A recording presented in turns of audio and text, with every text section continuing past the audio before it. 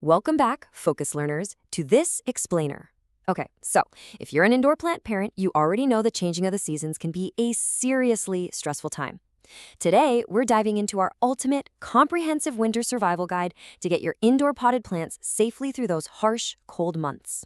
It's a super common panic. I mean, the days get shorter, the heat kicks on, your indoor air turns desert dry, and suddenly those once lush tropical plants start dropping leaves. They get those crispy edges, or they just look incredibly sad. You might literally be asking yourself, why are my houseplants dying? But hey, what if I told you they probably aren't dying at all?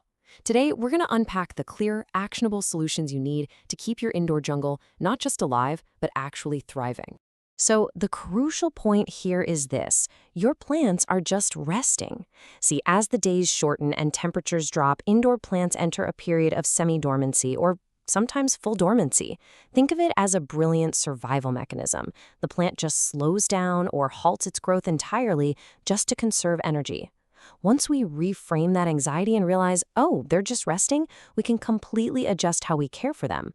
All right, here's our roadmap for this explainer. First, winterizing your indoor plants. Second, maximizing light and placement. Third, managing temperature and humidity. Fourth, watering and feeding adjustments. Fifth, pests, pruning, and maintenance. And finally, number 6, special needs and takeaways. Okay, let's dive into this with Section 1, winterizing your indoor plants, or bringing the outdoors in. For any plants you've had vacationing out on the patio all summer, timing is absolutely everything. You really want to bring your outdoor container plants inside before nighttime temperatures hit that 50 to 55 degree Fahrenheit threshold. But hold on, you can't just drag them straight into the living room. First, you've got to clean them up. Snip off any dead or damaged growth, because decaying leaves love to harbor pests. Next up, do a rigorous pest inspection. Look closely at the undersides of the leaves. Treat any little hitchhikers right now, because you absolutely do not want to introduce outdoor pests into your cozy indoor ecosystem. Moving right along to Section 2, maximizing light and placement. Let's chase that winter sun. You know, the biggest environmental shock your plants face in winter actually isn't the cold. It's the dramatic reduction in natural daylight. What's really fascinating here is the science behind how plants act when they're starved for light. You might notice your plant stretching or leaning heavily toward a nearby window. Well, this is called positive phototropism. It's the plant literally desperately reaching out to position its leaves closer to the sun. It's a clear cry for help that they need a better light source. So how exactly do we solve this? Well, first things first, relocate them. Move your plants to bright south or west facing windows. But here's the trick. Make sure to keep the foliage 6 to 12 inches away from the glass. Freezing window panes will absolutely damage those tender tropical leaves. To fix that leaning we just talked about, simply rotate your containers every week to make sure the growth stays even. And hey, if your home is just naturally too dark, don't hesitate to supplement with full spectrum LED grow lights. Running those for about 8 to 12 hours a day works wonders. That brings us to Section 3, managing temperature and humidity, or fighting the dry indoor desert. Alongside the light issue, you're fighting a massive shift in your home's actual climate. The winter indoor environment is basically a desert, and since most houseplants are native to the tropics, they really crave consistency. You're going to want to aim for daytime temperatures between 65 and 75 degrees and let that drop about 10 degrees at night, which is around 60 degrees. This is totally natural and mimics their native habitats perfectly. Your target humidity should sit right around 40 to 60%. Oh, and this is absolutely crucial. Keep your plants out of extreme temperature crossfires. That means keeping them away from drafty exterior doors. And whatever you do, do not place them right next to a blasting hot radiator or heat vent.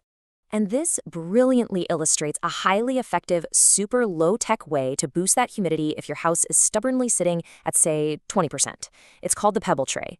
You just fill a shallow tray with pebbles or expanded clay, add water just below the top of the rocks, and set the potted plant right on top. As the water evaporates, it creates this awesome little micro cloud of humidity exactly where the leaves need it. And the best part, the roots never actually sit in standing water, which, as we know, would cause root rot. Another really fantastic tactic is grouping your plants together. Placing them in dense groups creates a phytomicroclimate, basically a shared pocket of natural humidity that happens as they all collectively transpire. Let's compare this to a hugely common misconception: excessive misting. Guys, constantly spraying your leaves only provides a temporary boost that lasts maybe a few minutes. Worse yet, in cooler winter temperatures, leaving standing water on the leaves can actually trigger fungal diseases like botrytis or gray rot. So skip the misting, stick to grouping and pebble trays. Let's move into section 4, watering and feeding adjustments. Remember, less is more during dormancy. We've now arrived at the #1 reason well-meaning plant parents accidentally kill their houseplants in January. You've got to completely shift your mindset from active summer care to dormant winter care. Think about it. In the summer, your plants are actively growing. They're consuming massive amounts of water and nutrients. But in the winter, they're asleep. And because they aren't growing, they are barely drinking. If you keep up your heavy summer watering schedule, the soil will stay constantly wet, and that leads straight to root rot. You must drastically reduce your watering, sometimes down to just once or twice a month, and cut out the fertilizing entirely. To completely eliminate the guesswork here, just use the tried and true finger test. Simply poke your index finger 1 to 2 inches deep right into the soil. If it feels moist at all, just walk away. Seriously, do not water it. But if it feels dry down to your second knuckle, then you can go ahead and give it a drink. Always make sure to use room temperature water so you don't shock the root system. And be absolutely sure to empty any residual runoff water from the saucer beneath the pot so those roots don't end up sitting in a puddle. And here is a golden rule for winter survival: stop the feed. Do not fertilize your indoor plants in the winter. Look, applying fertilizer to a sleeping plant just wastes nutrients because they won't absorb them. Instead, those minerals build up as toxic salts in the soil, which actually burns the roots. Or even worse, it forces the plant to push out weak, spindly new growth that is incredibly vulnerable to the cold and dark. Just wait until early spring when the days start getting longer to bring the fertilizer back out. Let's move to section 5 and see how this builds into our routine: pests, pruning, and maintenance, keeping the indoor jungle clean. Basic hygiene becomes your absolute best defense during these months. Now, surprisingly, pests actually love the winter. Nasty little creatures like aphids, scale, and spider mites absolutely thrive in dry, heated indoor air. So make it a habit to check the undersides of your leaves every single time you water.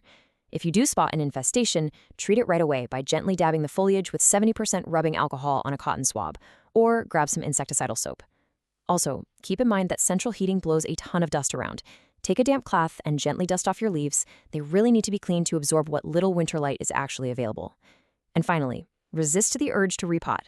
Repotting right now shocks the roots, which is literally the last thing a dormant plant needs. Hold off until active spring growth. All right, wrapping things up with section 6, special needs and takeaways, catering to specific varieties. While these general rules are great, let's break down a few popular plants you might have that totally deviate from the norm. Take cacti and succulents, for example. They require extremely dry soil and low humidity in the winter. Honestly, maximize their bright light and give them almost zero water. On the complete opposite end of the spectrum, delicate ferns and calatheas desperately need high, consistent humidity, so you'll want to heavily utilize those glass cloches or pebble trays we talked about. Now, geraniums or pelargoniums actually prefer a cool dormancy. You can hard prune them back by 1/3 and store them in an unheated garage sitting between 40 and 50 degrees. But if you have a tropical hibiscus and you want to force those beautiful winter blooms, you've got to keep it warm with moderate moisture and blast it with supplemental grow lights. So, the grand takeaway of this entire explainer is this: shift your mindset from forcing growth to supporting rest. Don't try to force your plants to grow in December. Observe your plants closely.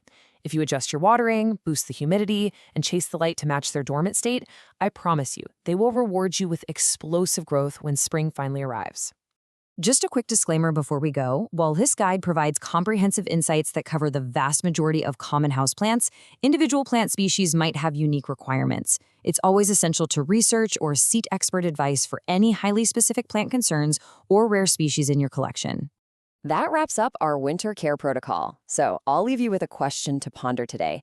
As the days get shorter, what subtle changes will you start noticing in your own indoor jungle? Go take a look, observe those leaves, and embrace the changing season. Thanks for learning with us, and we'll catch you in the next explainer.